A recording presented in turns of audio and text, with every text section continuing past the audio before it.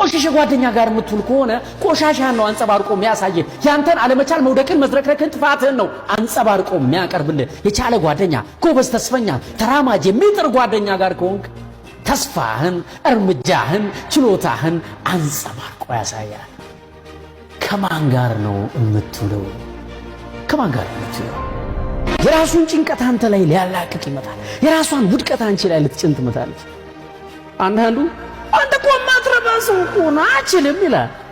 እንዴ ቃሉን ራሱ ከየት አመጣው? እሱ እንዴት አወቀው?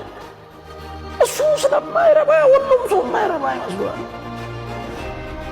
ለምሳሌ አንዳንድ ሰው ቁርሱን ስለበላ የሚያስበው ሌሎቹም ቁርስ በልተዋል ብሎ ነው። ታውቃለህ? የጾሙ ነው ብሎ ያስቡ። እሱ የጾም ያለ ሰው አንተም የምትጾም ይመስለዋል። ይጠገራል እስከ 9 ሰዓት ልብላ አይልም።